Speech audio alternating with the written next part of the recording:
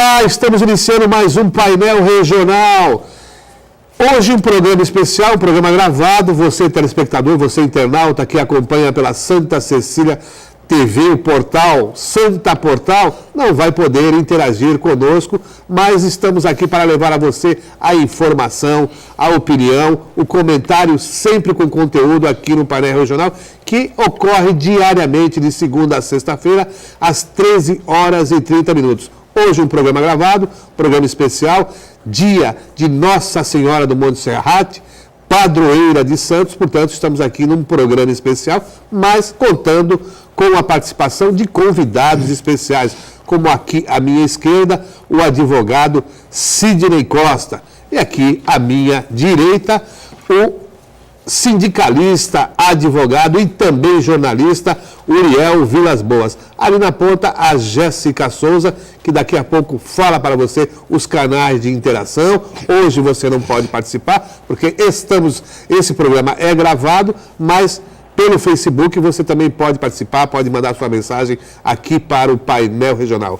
A gente já inicia o programa de hoje, cumprimentando aqui o nosso amigo Sidney Costa. Tudo bom, Sidney? Olá, Heraldo, telespectador, especialmente uma saudação religiosa para esse dia de consternação e pensamento e fé em Deus, ainda mais que recentemente o mundo foi abalado emocionalmente por se reconhecer o trabalho de uma mulher que virou santa porque ajudava os outros, Heraldo. Você vê a importância do compromisso com o outro.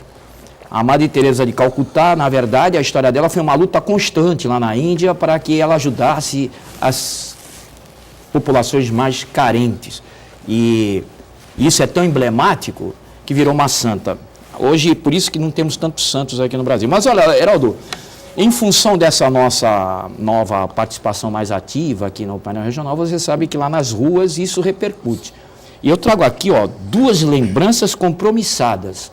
Uma com a minha história acadêmica. Você deve ter essas histórias, meu caro, de amigos que se comportaram na vida acadêmica com uma lisura, com uma entrega, com respeito, com uma maturidade para o tempo de idade que a gente tinha quando estava se formando, e hoje são estrelas na cidade. Falei recentemente com o Dirceu Lopes. Sabe quem é este homem hoje aqui na cidade de Santos? O delegado da Polícia Federal responsável pelas patrulhas de fronteira aqui da nossa costa, do mar, em arma e drogas. E recentemente esteve aí na manchete dos jornais com um trabalho que ele vem desenvolvendo lá e eu acompanho à distância, e ontem tivemos a oportunidade de falar mais de perto sobre uma época que era um gentleman e um homem maduro para a idade que tinha dentro da vida acadêmica, que era todos ali de uns 20 e poucos anos. Enfim, e a outra lembrança compromissada e história também com o painel é do Filete, que nos tem dado oportunidade, é outro que saiu daqui dessas bancadas fazendo suas ideias serem respeitadas com alguma autoridade, inclusive, e até como experiente professor e veterinário que é respeitado na cidade, e hoje está lá no Ação e Reação fazendo a apresentação do programa. Saiu daqui, viu, Heraldo? E a gente tem saudade de ter ele conosco, principalmente porque eu, Filete e Uriel, que aqui está na bancada, fizemos uma época de programas que não podemos esquecer. Cada um sabia dar o link e respeitar a ideia do outro, que é a principal característica do painel regional. O respeito às ideias e o convencimento daquilo que a gente traz por anos, carregando para a gente entender a história da nossa cidade, do nosso estado e do Brasil. E lá na ponta, a Jéssica Souza, eu não posso esquecer dela, porque ela representa para mim a juventude que eu não tenho mais e a inteligência que eu vou perdendo. Muito bem. Um abraço, então, para os amigos aí, o Dirceu Lopes, e também para o nosso querido amigo também, o médico veterinário Eduardo Filete. E aqui à minha direita, como eu disse, o sindicalista, advogado e jornalista, Uriel Vilas Boas. Tudo bom, Uriel? Depende do enfoque que você queira dar em relação ao tá tudo bem. Com você, naturalmente. Não, eu acho que está tudo bem em relação ao meu Palmeiras, mas... Olha que ele vai trazer. Nós cumprimentamos aí o amigo... Não, Santista não. Amigo Sidney, o colega Sidney, né? Eu prefiro dizer assim, a Jéssica, e, na verdade, nós temos todo um potencial a ser discutido em termos de um Brasil que a gente quer. Isso significa os recados que nós estamos recebendo de todos os lugares. É verdade. Nós temos que analisar, só para citar Santos, para não estender demais, citar Santos a partir da manifestação que houve no último fim de semana, dos moradores da zona da Orla reclamando da ressaca. Tivemos a manifestação de pessoas pleiteando, orientando as pessoas a fazerem doação de órgãos, e também aquela discussão do chamado Uber. Então eu quero citar esses 3 fatos como exemplo da necessidade das comunidades se reunirem, trocar ideias, bater papo, na busca de soluções, e não somente do desabafo emocional ou da reclamação ou da gritaria, da participação na busca de soluções. Então, acho que nesse aspecto nós temos um potencial muito grande. Bom, aqui não é, naturalmente, os telespectadores sabem, aqui não é um programa de esporte, que logo nós estamos aqui na sequência, né, do Esporte Baixada aí, com o Edson Galegares e o Guido, mas é só uma provocação, esse negócio de que não tem mundial é só... Né? Mundial que você se refere em relação ao Palmeiras, essa coisa de que não tem mundial? Eu participei, era muito pequeno, mas eu participei, assisti Palmeiras e Milan no Maracanã, quando o nosso time ganhou o primeiro título mundial do Brasil. Olha aí. Os brasileiros não tinham. Foi um campeonato mundial de times de futebol. E nós participamos, estivemos lá, assistimos o jogo. Consequentemente, essas provocações de pessoas que lamentavelmente ainda vivem de um passado da provocação, mas não tem jeito não. Palmeiras é campeão mundial. A mesa está representando grande parte dos nossos telespectadores, porque verdade. No centro, na tua autoridade, está o Corinthians. Eu sou um santista um pouco envergonhado, porque quem viveu a história que eu vivi com meus 12 anos, indo pela mão do meu irmão, falecido meu irmão, Gessé, lá para o estádio do Santos, para ver, por exemplo, esse gol que hoje foi montado por mídia, porque eu estava no estádio, estava chovendo contra o Juventus, o Pelé não aparecia em campo, eu falei, perdi meu ingresso. De repentemente ele esse jogo foi lá na Vila? Não, esse jogo foi lá no estádio Juventus, lá exatamente, na Moca. Isso. Então foi uma lembrança falha. As lembranças estão embaralhadas. Estão embaralhadas, eu estou com 60 anos. Vamos voltar aqui mas vi daqueles gols que ele chapelou e ainda levou o goleiro no drible. Eu assisti em dia de chuva e ninguém jogou, só o Pelé. Sidney, você é melhor no debate político, nas questões relativas... Então não falei que sou um santista envergonhado? A cidade e a cidadania. Eu sou um santista envergonhado. Depois que o Pelé se afastou, até historicamente, do Santos, eu parti a estudar política, fazer outra coisa mais útil, que também traz polêmica do mesmo jeito. Deixa eu encaminhar aqui. Uriel, hoje um dia consagrado aí a Nossa Senhora, padroeira, Nossa Senhora do Monte Serrat, padroeira da cidade, política e religião. Dá certo? Depende do enfoque que se queira dar. Você veja que começamos com futebol, política e religião. Comemoração, o que não faltaram foram políticos subindo o Monte Serrat, distribuindo santinhos. Pessoas que nunca passaram ali pela capelinha, né, Sidney? Pois é. Hoje foram ao Monte Serrat. Se tem o devoto de todos os santos, é político, né? Eu diria que numa situação como essa, nós temos que buscar, e aí eu falo como militante espírita, nós temos que buscar a convivência sem a imposição das ideias. Tem que ter o respeito humano e, nesse caso, a exploração política partidária, o eleitoral, na minha maneira de ver, se feita por pessoas que habitualmente não frequentam igrejas, habitualmente não participam de qualquer ciclo religioso, eu acho um oportunismo que não tem sentido. Pois é. E o que a gente precisa nesse caso é essa confraternização, porque todo ano, quando é feita a manifestação da Nossa Senhora do Monte Serrat, a gente vê a participação popular. Então, são pessoas que vão com a melhor das intenções e isso tem que ser estimulado. Não independente seja a religião católica ou não, porque as religiões que a gente conhece, a maioria das religiões, estimulam exatamente isso, a fraternidade, o respeito humano, a busca de uma sociedade diferente. Isso tem que ser estimulado. Consequentemente, não pode ser aproveitado por pessoas, eu diria, de má fé, que fizeram hoje, visitando aí, entregando panfletos e aparecendo até com a camiseta, aparecendo assim, caramba, fazendo quase que um contraste, ou tentando ocupar o espaço da santa. Isso é muito mal. Procurando uma câmera de televisão para aparecer papagaio mais. de pirata. Sim, e só não levaram a santa no caso, porque não deixaram, senão eles fariam isso. Sim, Pois é. Política e religião? Pois é, Heraldo, começamos... Conjunina?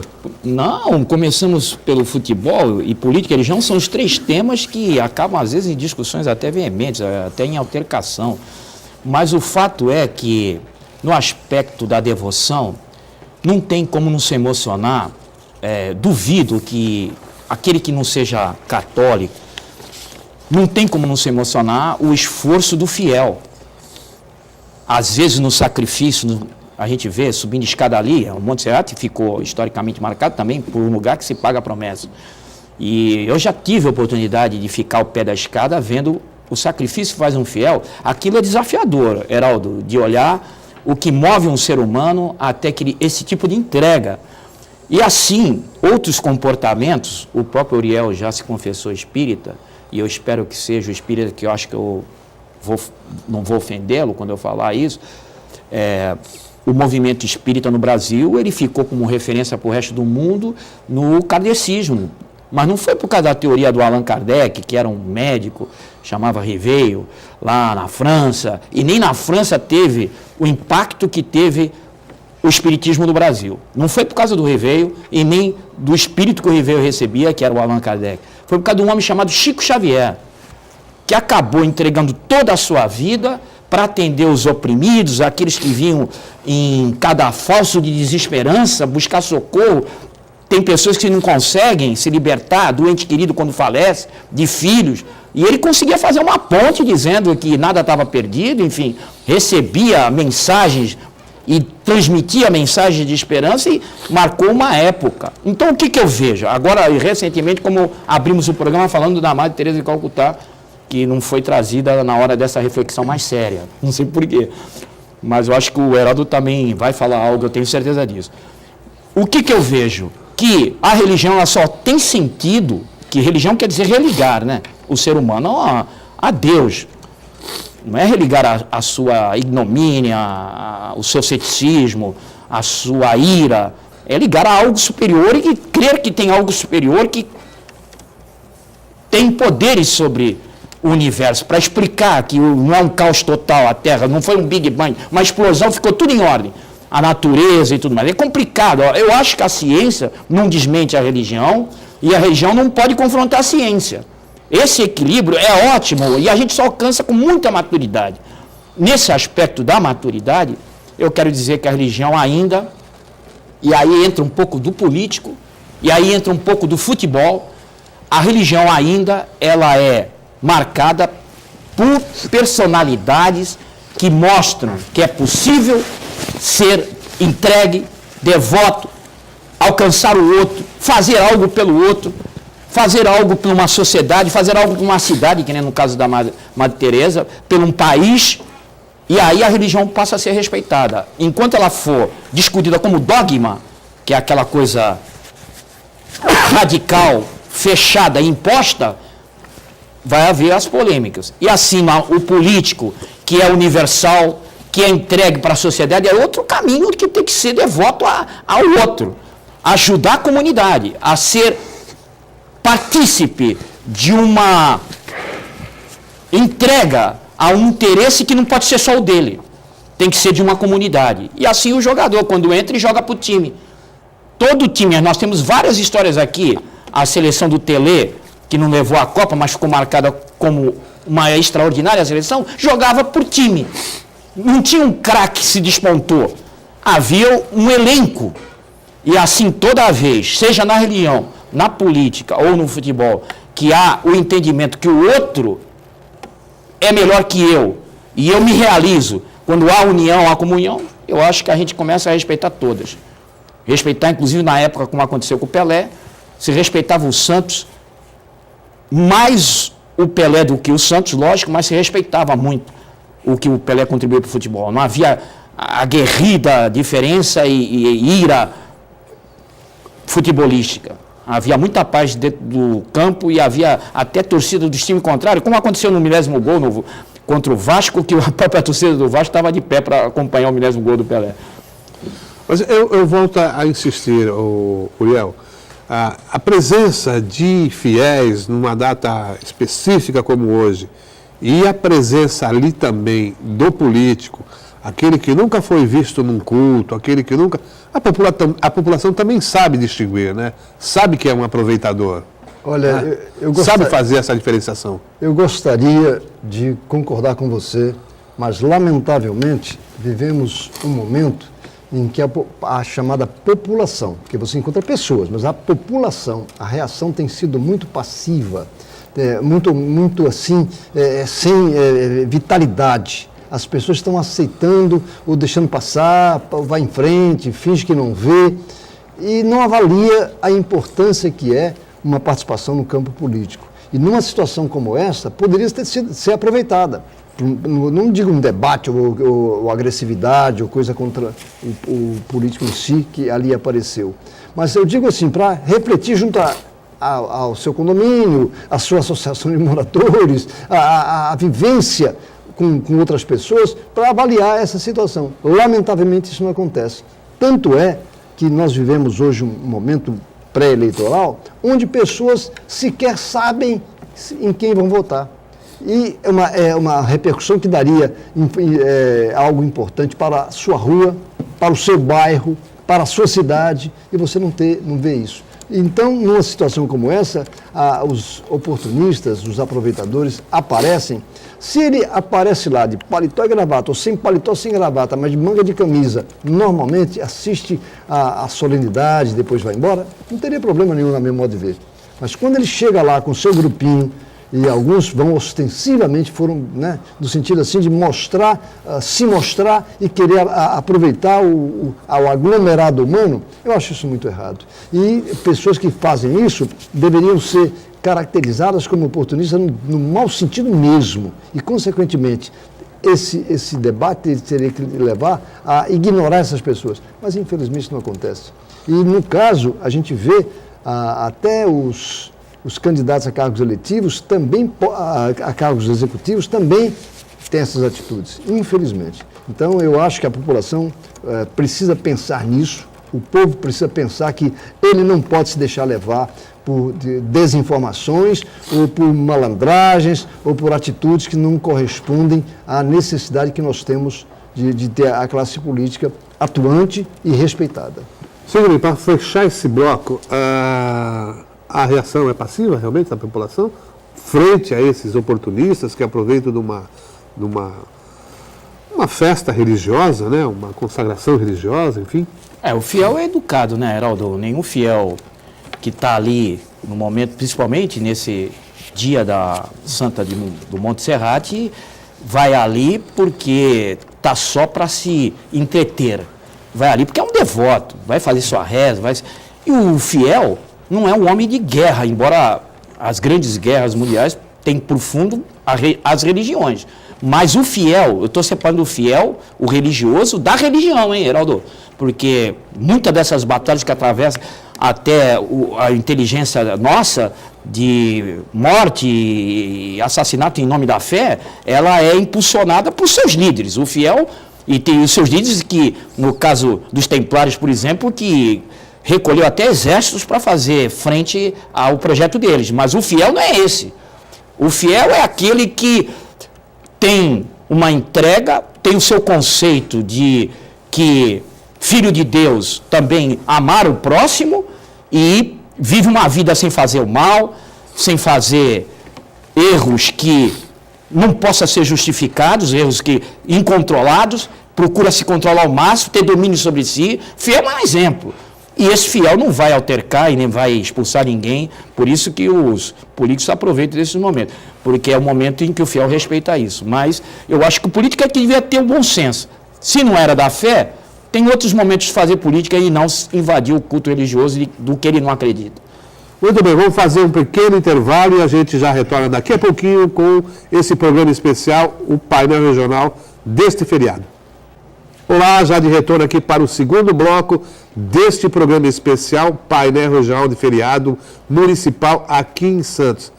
Jéssica Souza, o telespectador não participa, mas pode entrar em contato com o painel regional. Qual o endereço do nosso Facebook? Pode sim. Tudo bem, Heraldo? Boa tarde para você, boa tarde ao Sidney, boa tarde ao Uriel e uma ótima tarde também para você aí de casa. Como o Heraldo comentou, você não pode mandar a sua pergunta, mas pode participar através do Facebook. Mande sua sugestão, fique à vontade. facebook.com/painel regional TV. Muito bem. O Uriel, no primeiro bloco, ele mencionou a manifestação de comerciantes e moradores da Ponta da Praia pedindo, né, providências em relação à ressaca que ocorria uma vez por ano, Uriel. Agora a gente tem 3, 4 vezes ali na Ponta da Praia, problema do mar que avança pela calçada, entra na garagem dos prédios, nós tivemos aí naquele domingo carros até boiando, enfim. O que aconteceu recentemente com essa mobilização, essa manifestação, é aquilo que está faltando na cidade, como você muitas vezes vem defendendo, não só em relação a esse problema da ressaca, mas de vários outros segmentos da sociedade. Veja bem que situação curiosa. Eu defendo, até pela minha formação política, eu defendo ostensivamente que as pessoas precisam participar da discussão dos problemas que o afetam.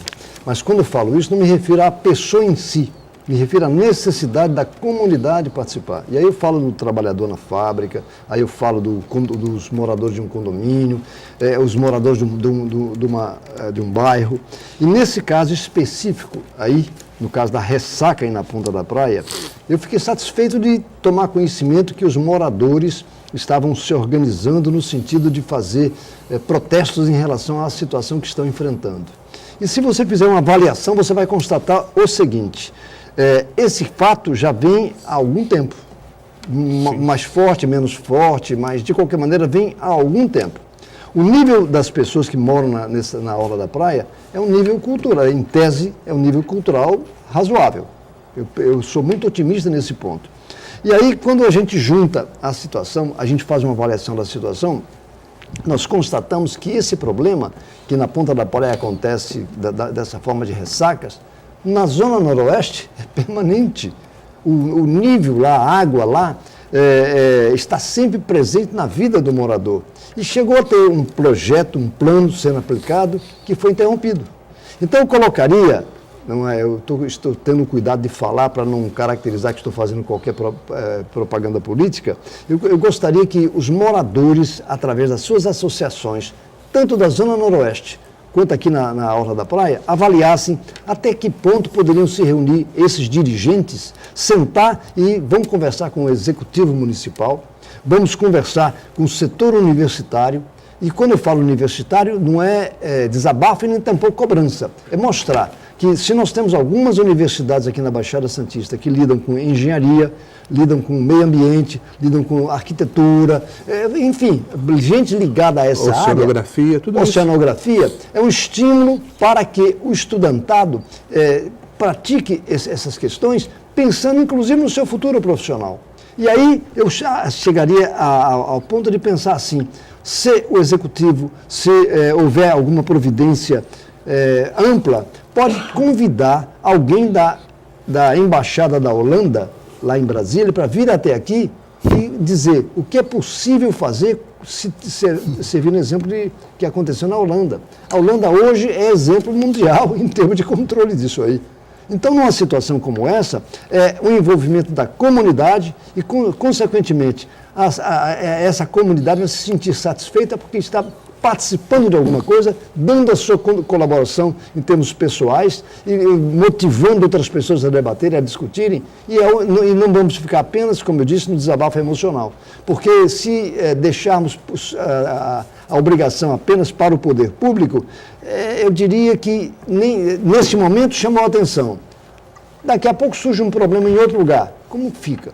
Então, no caso como esse é um incentivo e eu penso que pode ser feito esse trabalho, porque as associações de moradores, como eu falei, as universidades, o executivo, sentados, no caso, vão encontrar uma solução e um encaminhamento que vai atender ao interesse de todos nós. Ô, Sidney Costa, as pessoas hoje estão mais acomodadas, esperando solução que venha sempre das autoridades, não querendo parecer saudosista, mas se discutia muito mais, se envolvia muito mais os estudantes, as categorias profissionais. Hoje, essa forma de reivindicação, de participação na sociedade, ficou um pouquinho do passado? Isso, a cidade perdeu essa característica? Era mais horizontal, né, Heraldo? E a horizontalidade obriga você a ter contato com o seu vizinho, não tem outra maneira. E a gente se sentia sempre como parte de um lugar que a gente amava, tinha interesse por ele. Eu nasci assim, entendendo o interesse pela cidade como lugar que eu amo, que é o lugar que, inclusive, quando eu viajava, eu queria voltar. Não porque fosse mais confortável do que, às vezes, onde eu estava, que a gente sempre, quando viaja, vai para lugares bastante confortáveis, mas por causa da minha rotina, dos meus gostos e dos lugares que eu frequentava e meu vínculo com aquele lugar. E a verticalidade parece que cria assim uma espécie de fronteiras e se nasce um outro tipo de relacionamento humano, em que as pessoas estão mais próximas, na verticalidade, eu quero dizer as torres, as pessoas estão mais próximas, mas mais solitárias. Não sei por que na horizontal a gente se comunica mais, é uma liberdade que dá você enxergar seu vizinho por cima do muro. Você correr direto para o seu apartamento, fechar a porta e não saber de nada que acontece, a não ser quando gritam ou pedem socorro, cria um outro tipo de ser humano, muito refratário a ser gregário, interessado a partir do seu próprio condomínio, às vezes. Você vê reuniões de condomínio que o resultado é péssimo. E isso reflete, no macro, reflete também para essa preocupação com o melhor e o desenvolvimento das cidades. No caso de Santos, o episódio de Torres, desse crescimento vertical, é de 10 anos para cá, portanto, ainda tem muita gente saudosista. Eu me considero, embora não quero nunca assumir a velhice, eu assumo que sou velho, não quero assumir velhice e nem quero assumir que sou antigo ou antiquado. Antiquado, então, se alguém um dia me falar, eu vou ter que rever todos os meus conceitos, que faço isso antes de dormir, em reflexões muito profundas. Até demoro por causa disso para dormir. De qualquer maneira, quero dizer para você que sou um saudosista. Sou um saudosista do tempo que a cidade era marcada pela gentileza. Sou um saudosista que, na rua, cheguei a viver esse período, viu, Heraldo? Não tenho medo de falar para ser apontado como um sonhador e tudo. Existiu isso. Na minha rua, só um senhor tinha carro na época, quando eu tinha uns 6, 7 anos, década de 60. Só um senhor tinha carro. E, por conseguinte, também era o único proprietário de um armazém chamado Tem Tudo, em que a gente tinha uma caderneta com o nome, fazia as compras e pagava no final do mês. Esse senhor era o dono de um único comércio da minha rua, a Rua Duque de Caxias. Mas quando ele sabia de algum problema de saúde, ele batia na porta: quer que eu leve vocês para Santa Casa? Meu amigo, hoje só acontece isso quando um desses religiosos que estão em reunião agora para devotar a sua fé, atropela alguém e tudo mais, não vai abandonar na rua, vai socorrer, porque às vezes até ouvindo o grito de socorro, mesmo os religiosos ainda não tem mais aquele poder de consternamento que a gente via no passado. Agora, nós vamos o que fazer? Vamos se desesperar? Vamos se suicidar porque os tempos ficaram mais frios? Há pouco amor? Há pouco respeito? Não.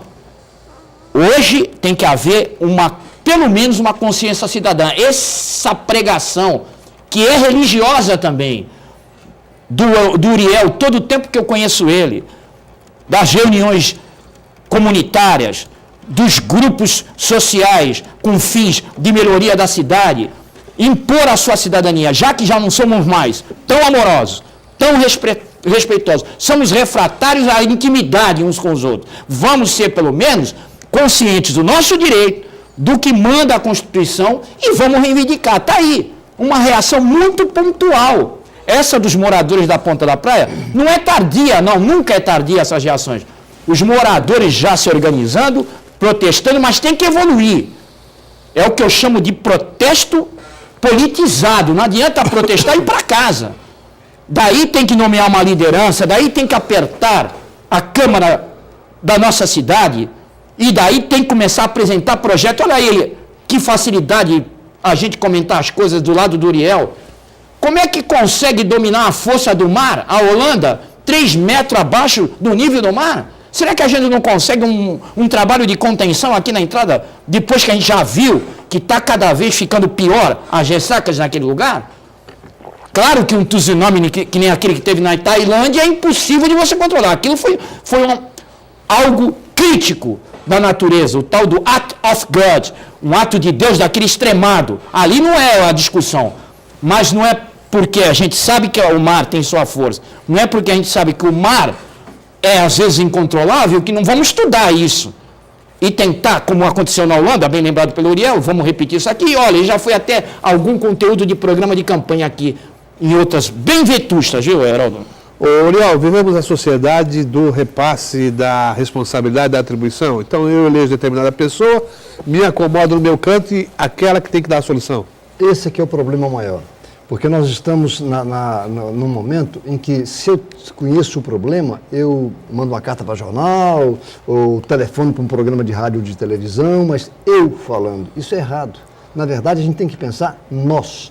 E aí a gente analisa, e eu falo pela minha vivência sindical, quando você vai discutir com a classe patronal, ela já tem toda a estrutura do que ela pretende em relação à discussão com os seus empregados. Se eles forem trabalhar, forem discutir sozinhos com o patrão, eles saem perdendo.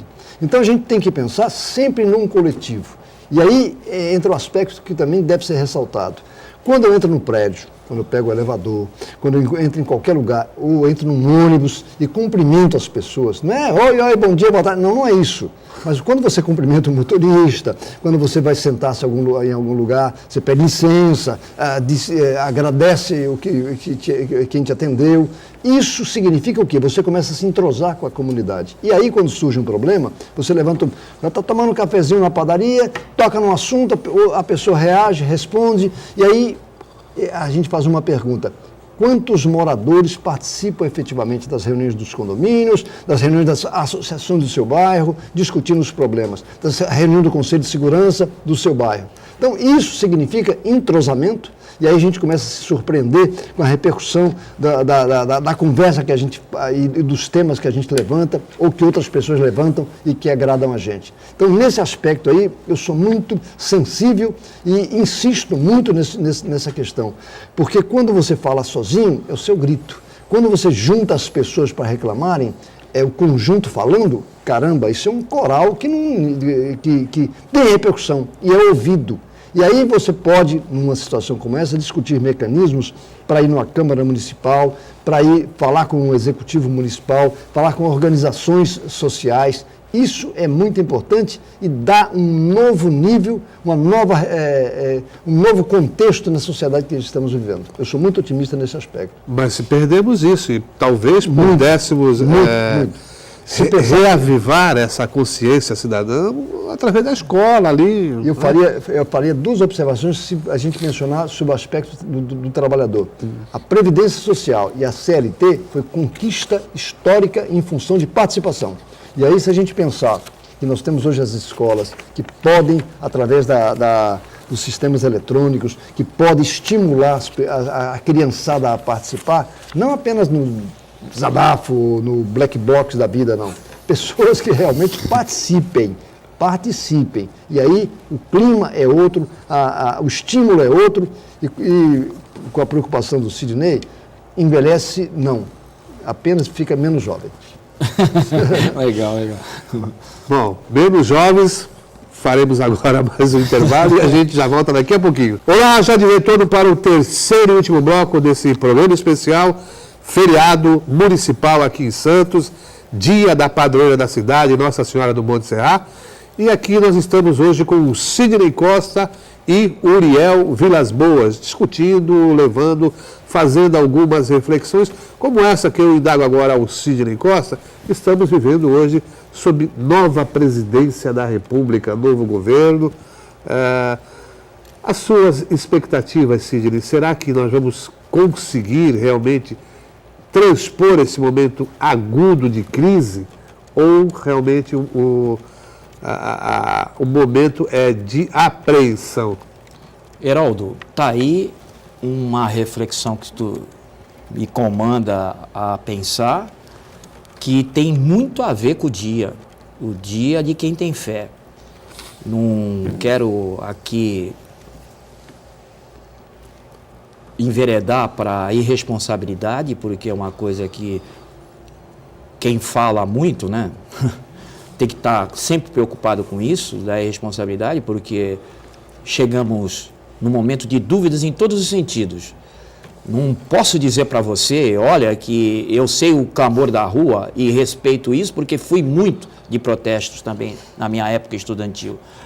Era a única chamada que nós tínhamos naquela época, porque a ditadura militar ela foi severa demais, era forte, era agressiva. Então, até para a gente protestar, tinha que tomar uns certos cuidados para fazer isso e não acabar desaparecendo na história física e patrimonial e cultural do país.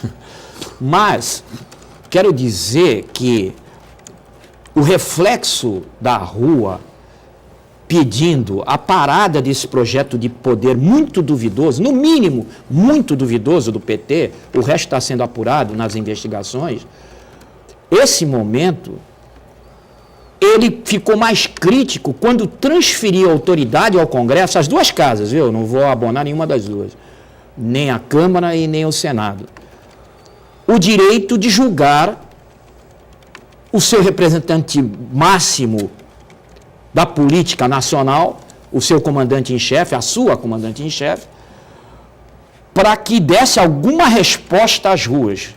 Portanto, a resposta, ela é criticável, essa resposta. E vou pegar só uma frase da senadora Grazottin, que abonou a sua colega, quando referiu-se que o Senado não tinha autoridade de praticar o julgamento da presidenta Dilma. A Gleisi que falou isso. A Gleisi, exatamente. Mas aí levantou todos, né? Lindeberg, e ali foi um alvoroço só que teve que obrigar o Lewandowski a suspender a sessão, inclusive. Foi. E isso não ficou morto, viu, Heraldo? Não teve ali quem não engoliu isso aí. Tanto que, 2 dias depois, já na fase da votação, o presidente do Congresso e também presidente do Senado pediu a palavra como se fosse o que ia julgar, já lá debaixo do plenário, saiu da mesa. E chamou de novo, desafiou de novo, debater se aquilo que foi falado estava condizente com a defesa da história do Senado. Aí o Renan pegou a palavra e aí ficou muito pior a situação. Portanto, e isso não está de desconhecimento dessa mesma sociedade que foi para a rua e pediu que parasse o projeto de poder. Eu não creio que foi um ataque a Dilma. Houve quem aproveitou o clamor das ruas e aperfeiçoou juridicamente o interesse de fazer eco para as ruas. Mas eu não creio que foi um ataque diretamente à presidente. Eu creio que foi um ataque a esse projeto duvidoso, perverso e que trouxe uma crise mais moral do que institucional, sem precedente na história política nacional. Era contra o PT o ataque, está sendo contra o PT o ataque, ou ao projeto do PT. Também não creio que seja contra o PT, eu creio que seja contra o projeto do PT, que recebe como único líder o Lula.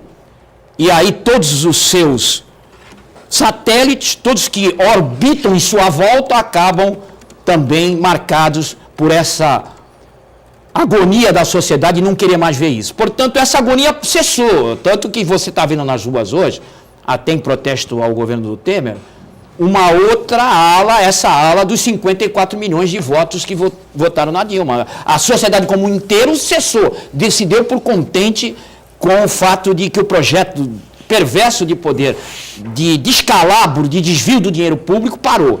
Agora, também está assistindo a brincadeira que se faz com a Constituição Federal.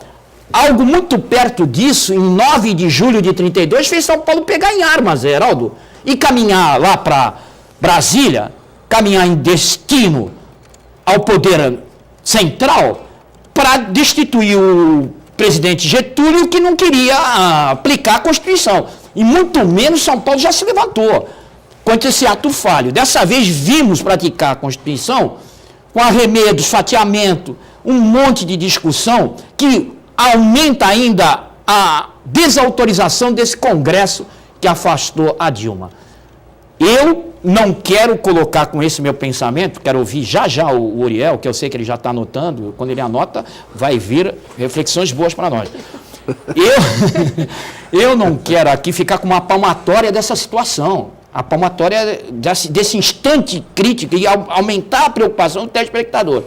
Eu quero dizer uma palavra que foi usada em 86, em 85, ou me corrija, Uriel, diretas já. Vai voltar a se falar nisso. Eu acho que ainda o caminho não é se degradar uns aos outros, o caminho não é a greve, o caminho não é a estabilidade política e institucional, o caminho é a legitimidade.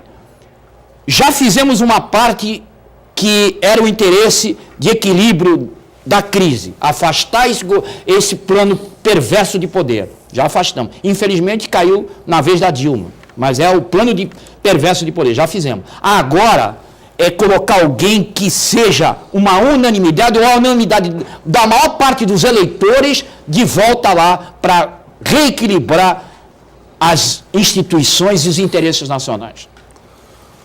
Uriel, direta já nós tivemos, na verdade, foi uma eleição indireta, não é?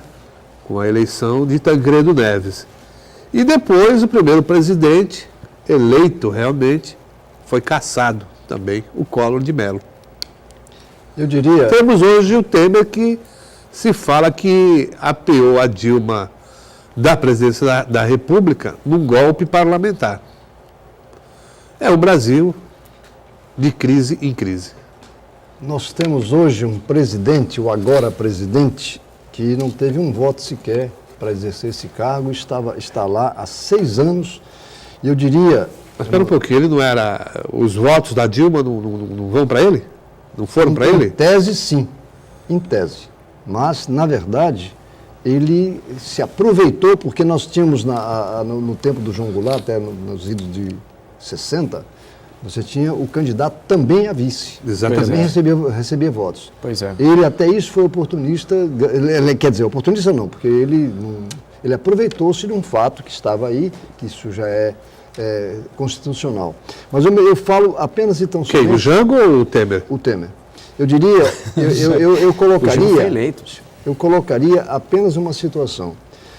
Nós vivemos hoje o reflexo de pessoas que, embora no poder, embora no governo, não tomaram as medidas necessárias em tempo necessário. Então, nós queremos com isso dizer que agora está lançado o desafio, porque eu não gosto muito dessa expressão que a população que pediu o afastamento da Dilma, a população, que você quer dizer, a população da Avenida Paulista, a população da Avenida Nossa Senhora de Copacabana e assim por diante. Ou aqui em Santos, a população da Praça Independência. Eu não vi nenhum movimento desse contra o governo Dilma ser feito no Jardim Ângela, ser feito numa favela, não. Então nós queremos analisar que isso simplesmente fez parte de um momento onde queriam afastar o governo que lá estava. E quando se faz crítica a projeto de governo, quem manda no país, lamentavelmente, é o parlamento. Tanto é que basta ver as negociações que estão sendo feitas pelo agora presidente, no sentido de conseguir que o Congresso dê a ele a cobertura que ele necessita para governar. E aí me preocupa como trabalhador, está nos jornais, então não estou inventando.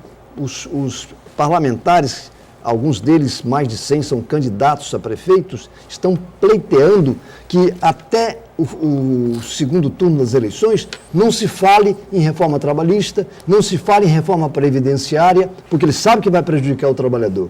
Então a gente nota que quem manda é o Congresso, quem decide é o Congresso. E o que Temer fez durante 6 anos como vice-presidente e quantos ministros tinham indicados por ele? Não influenciava em nada no orçamento federal, não influenciava em nada na aplicação de verbas, não acontecia nada. Isso nós não queremos, e no que nós estamos pleiteando agora, direta já, novamente, eleições, primeiro. E segundo, que os setores sociais que entendem que nós podemos brigar por uma nova sociedade, participem, discutam, analisem, estejam presentes, e não apenas em protestos de rua, não. Na discussão nas comunidades, nos debates, nos projetos que interessam à comunidade e não simplesmente oportunismo que acontece muito em certos momentos. Eu sou muito otimista nesse aspecto, é possível resgatar de novo essa participação e eu gostaria de fazer até uma menção sem crítica, se não se entenda como crítica. Nós temos hoje em Santos o que não tínhamos há 30 anos atrás, eram 4, 5 mil universitários. Hoje nós temos 40 mil. É apenas um exemplo. Então nós temos que trabalhar de tal forma que esse sistema universitário, esses estudantes, analisem o que pretendem do seu futuro como ser humano, do seu futuro profissional. Se ele não interferir, se ele não debater, não discutir, não avaliar, e para terminar, para não estender demais a minha falação, nos idos de 60, a Coreia do Sul incentivou o sistema universitário a aplicar verbas na questão da engenharia, na pesquisa.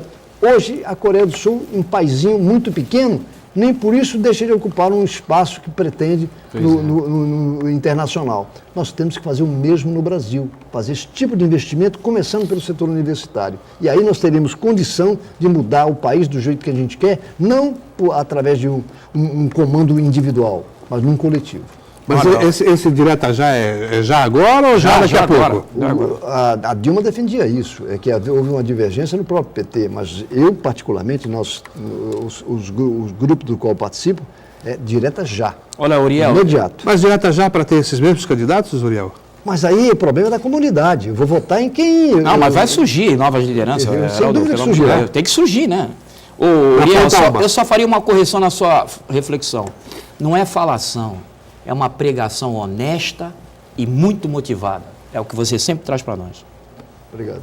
Mas aí eu insisto, veja bem, direta já para esses mesmos candidatos? Não simplesmente tão somente... Não seria necessário primeiro uma grande mudança de regras e normas? Tem que surgir novas lideranças. E aí a gente discute a reformalização do sistema. Mas no calor... Você acharia o Gabeira uma nova liderança se ele se apresentar para presidente? Não. Na minha concepção, não. Ele está superado. Eu diria que... Mas tem ideias bastante novas. Mais individualistas. Ele não participa, tanto é que ele participava de grupos, não participa mais. Eu diria que nós precisamos fazer debate, discussão, brigar nesse sistema constitucional, porque aí nós teremos o Brasil que a gente quer. Bom, com essa discussão, com essa pregação e com essa expectativa aqui dos dois lados, a minha direita e a minha esquerda, direta já, a gente vai encerrando o nosso painel regional de hoje e vamos continuar sempre com a discussão, sempre levando a você informação, opinião e comentário com conteúdo. Muito obrigado e até amanhã.